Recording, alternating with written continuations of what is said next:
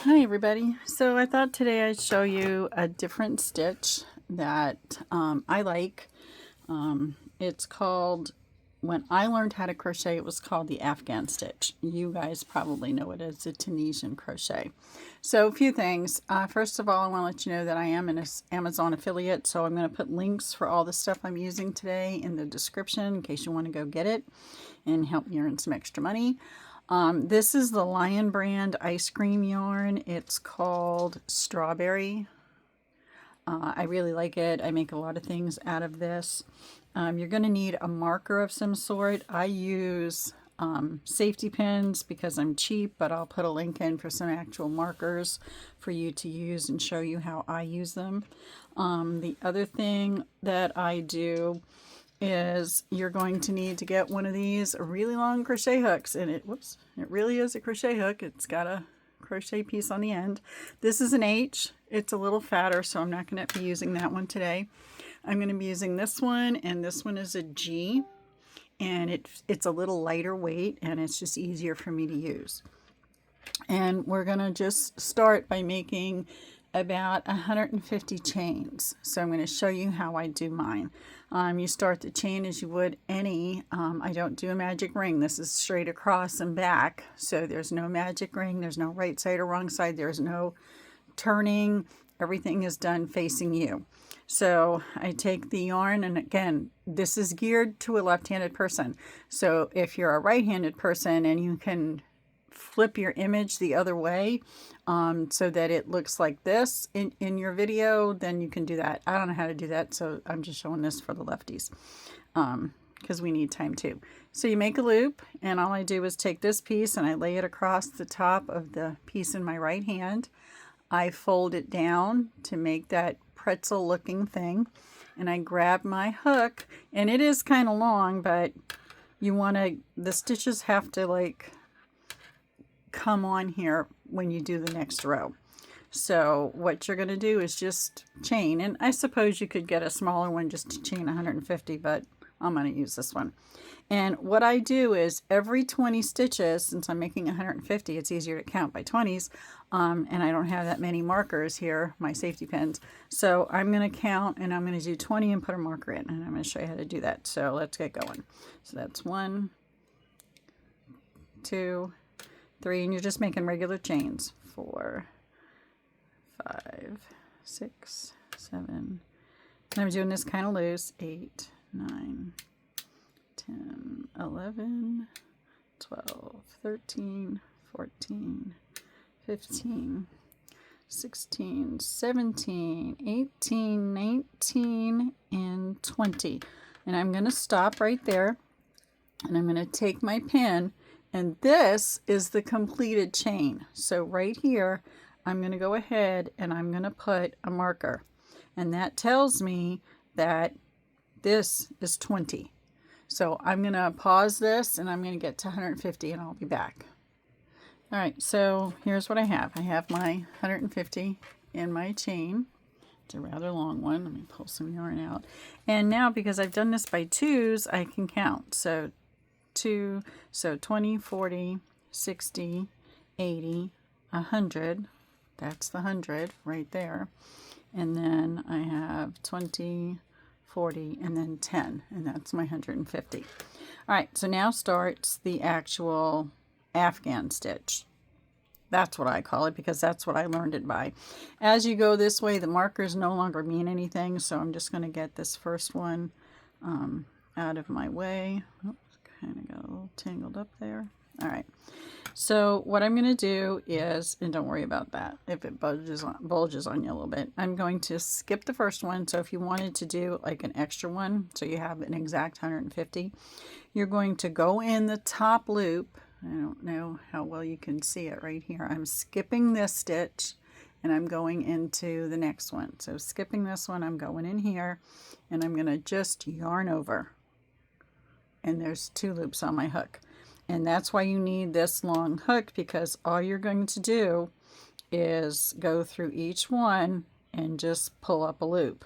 Now, if you're having trouble maintaining tension, this would be a great stitch to learn how to do that, because your stitches need to all be on this hook, and I'm going to fill it all the way up to the end with the 150 of them, and you want to make sure that they move. If you're the type of crocheter who does it rather tight, this would be a good way to loosen it up. And I think this is going to look really cute because this is so variegated, the thread is, or the yarn is rather. It seems like thread because it's the baby yarn. I'm going to take another one of these off and get it out of my way. So you could almost say this is a, how do I want to put it?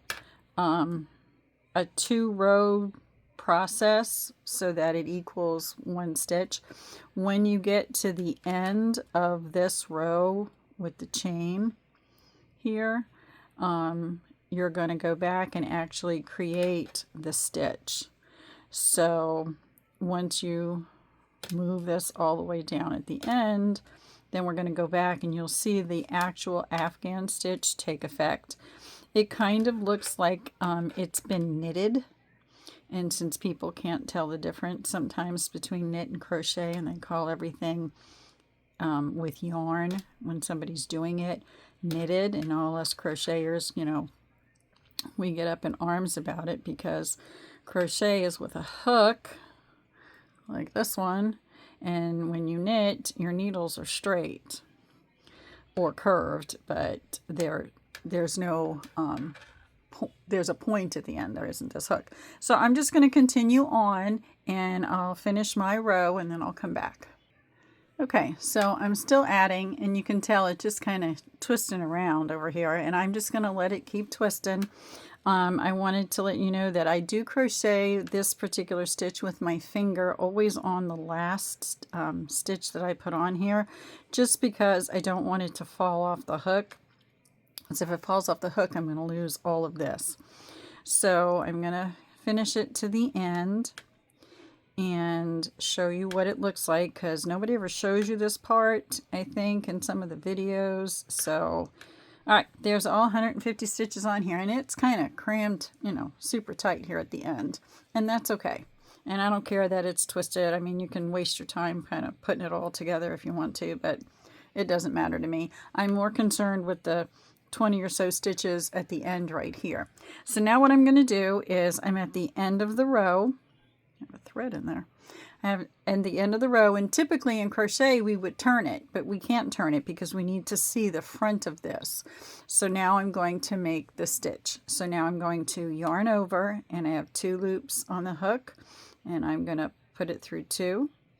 And I'm going to yarn over, and the 2 that I'm pulling it through is this one and this next one. So you can like separate it and put the 2 there and just pull it through and just keep going by 2s. If you do any more, you're going to be making a new stitch. And then I'll start pushing some of these up towards the front of the hook and just keep going through there. Let me get a few more on here. And you can see, like I said, I'm doing this really loose. Here is my row of stitches. Now you can tighten this up if you wanted to and make it a little tighter. It's all completely up to you. It's kind of hard to get rolling on the end.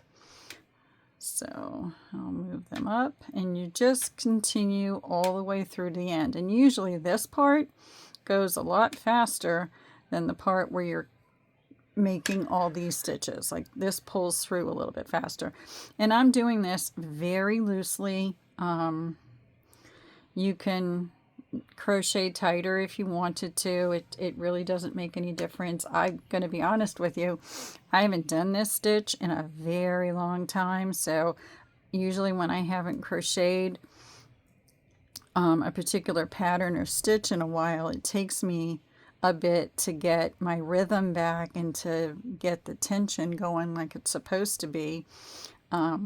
Also, I've never done it with baby yarn before, so I'm really kind of anxious to see what this looks like. I made a bunch of layette sets, sweaters, hats, and booties for some friends of mine who are having little ones, and I over ordered the pink by 4 skeins. So here we are, having to get rid of it. And I thought, well, this would be kind of a fun thing to make a video about. And see, I just keep pulling it up. I still have quite a bit to go. I mean, it takes a while to do 150 this way when you're doing it 2 at a time. But when you're done, you can see, I think you can see it on this one, where on the back it's starting to look like it was knitted.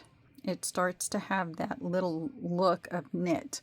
And then this one too, when we start the next row, it'll show that a more knitted look than a crocheted look.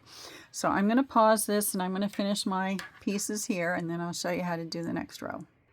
Okay, so now we have our piece. The other thing I was thinking of as I finish this row is if you make it this loose instead of super tight, as a baby blanket, it'll be lighter. The tighter you crochet, the heavier or denser the piece will be.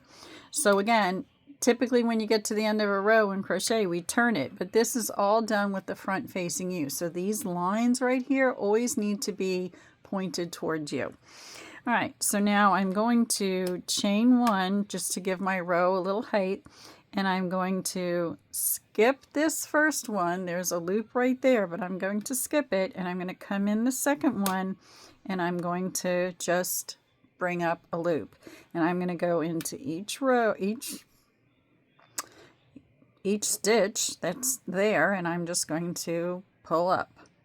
Okay, and I'm just going to, it's like a yarn over, but it's adding everything back to the row again. So you go all the way down and you just keep going in this method. So when I get to the end, I'll do the same thing that I did before, and I'll show it to you on this video. And then you just keep going basically till it's the length that you want. There's a mind-numbing effect with this, I guess, if you will.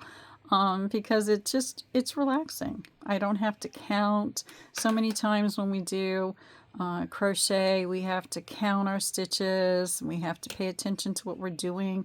But when you're making a blanket like this and it's all encompassing, in other words, I don't have to change yarn. My color change is automatic because it's an ombre. It's changing for me as I stitch through it. I mean, you can see here that it's lighter at the bottom and it's darker at the top, and there's white in this particular piece that I'll eventually get to, and a super light pink. So I can literally sit and watch TV and get my blanket created and made and move on. Again, if this is too loose for you and you want to tighten it up, you can. I kind of like it that it's loose. I live in Florida, so a hot blanket really is too hot. So this gives a nice airy piece to it. Even, you know, in the winter time up north when you have the heat on, you don't want to suffocate the babies. You want to just keep them nice and warm body temperature. So here we go. We just continue on all the way through. Again, monitoring your tension. If you're a beginner, this really isn't that hard. All you have to master for this as a beginner is the chain stitch. And once you do the chain stitch, that's pretty much it, because then you're just kind of doing this Afghan stitch or Tunisian stitch. I don't know where that came from, but if you wanted to design on top of this, years ago in the late 70s, I made one of these blankets in Afghans in black and white and gray. And I embroidered, well, cross-stitched really, Apache Indian motifs on it. It was a pattern. It was like all the rage back then in the late 70s. And I did it while I was in the Army. And it was fun to do, and it was so quick. I used to come home from work and sit and watch television and work on the Afghan, and then when the Afghan was all done, they gave you a pattern and you could cross stitch on it. It was super easy to follow. I'll have to go dig it out. I do still have it. It's just a lap size. It's not very big. All right, so the sound you hear is the end of the hook hitting my countertop as I crochet.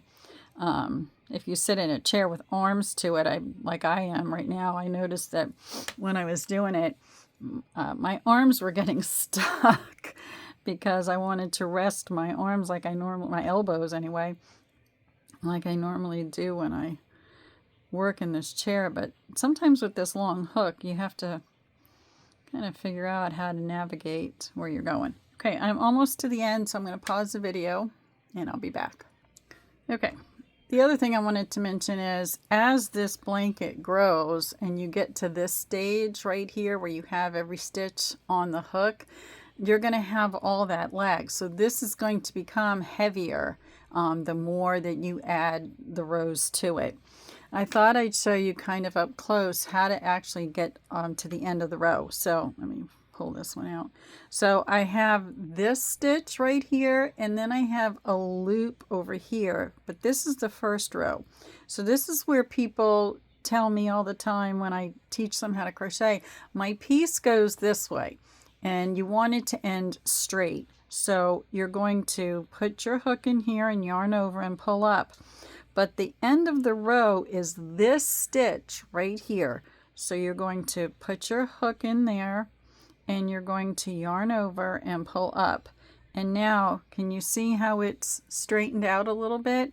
If I choose not to do this, then my row is going to go this way on an angle, and you don't want that to happen. So you want to make sure that you pick up that last stitch, and all of a sudden now my end is kind of straight. On this side, I don't know if you can see how straight it is or not, but it's right there. But I have this big chunky thing right here in the way. But here's my end here, and it's pretty straight.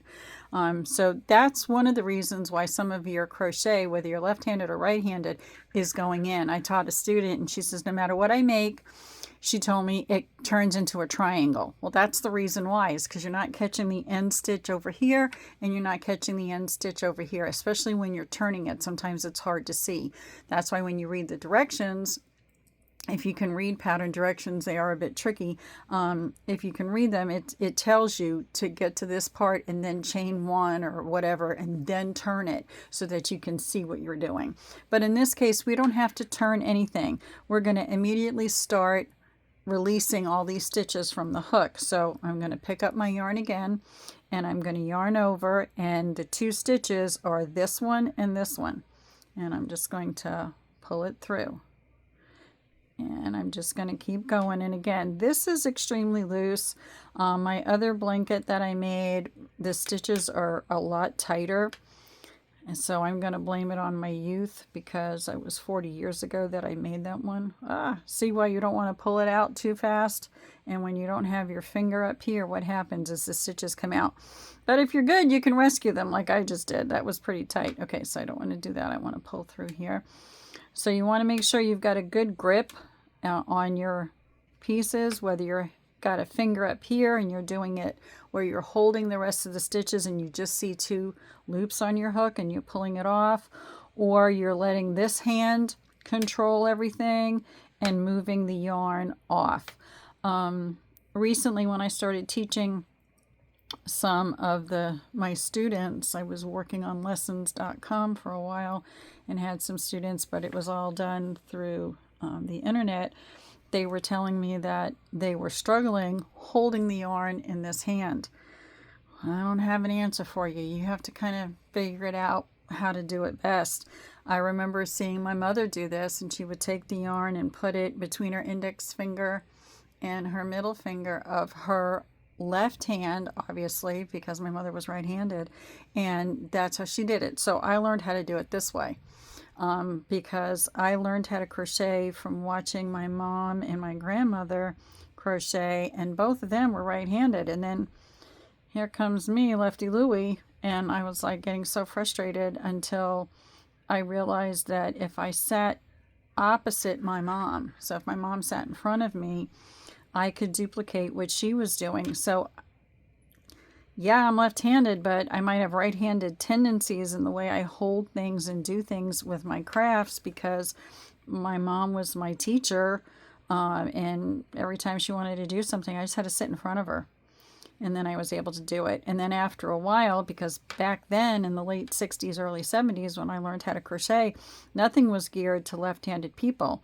So I would take the right-handed books and I would take a mirror and I would hold the mirror up to the image in the picture so that I would know what it was supposed to look like in my hands, because that was opposite. And that's how I learned how to crochet. Once my grandmother and my mom taught me the chain stitch, the single crochet, and the double crochet. I don't think they even taught me the half double crochet. I think those were the only stitches I learned from them.